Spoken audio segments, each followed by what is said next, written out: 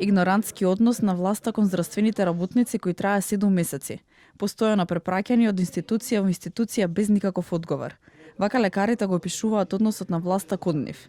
Представниците од Синдикатот на клинички центари, од Синдикатот за здравство, фармација и социјална заштита прашуваат зошто на власти е проблем покачување на секој лекар за 3000 денари, а не е проблем покачување за 78% за секој функционер. За околу 1000 функционери месечно се потребни 1,3 милиони евра или на годишно ниво околу 15 милиони евра. Истакнуваат дека во пол неке бел штрајк или демотивираност ги одложуваат интервенциите и не се заинтересирани. Овој штрајк е поопасен од генералниот штрајк и представува незаинтересираност на вработените. Се случува секаде каде што постои демотивираност. Околу 20.000 медицински лица очекуваат покачување на платата. Кога почна цела ова рашомонијада со покачување на минималната плата, кога баравме скалесто покачување од 18,4% за сите, ни кажа за да има усогласување на платите по образование.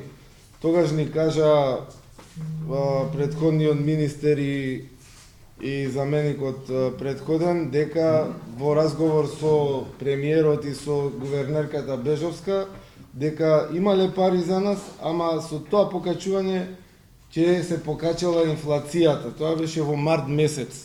А сега со 78% покачување да прашам до каде е инфлацијата? Мотивиран ќе биде секој повеќе кога ќе има одредено позитивно придвижување.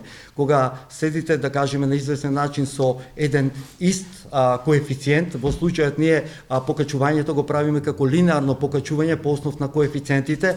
Министерот за здравство Фатмир Меджити уверува дека за неколку дена ќе почне исплатата онака како што е договорено со синдикатите. Со синдикатите усогласивме се, че мислам за неколку дена тоа веќе ќе почне да се исплатуваат тие што е обеќано, како што е договорено. Лекарите реагираат дека од Министерството за финансии нема добиено никаков одговор и постојано се во исчекување. Најавија дека доколку не добијат одговор во најкосможен рок, ќе преземат радикални мерки, но сепак се надеваат дека нема да се случи радикалната одлука за генерален штрајк, затоа што така ќе пати третото лице, пациентот. Посочија дека сите сме потенцијални пациенти.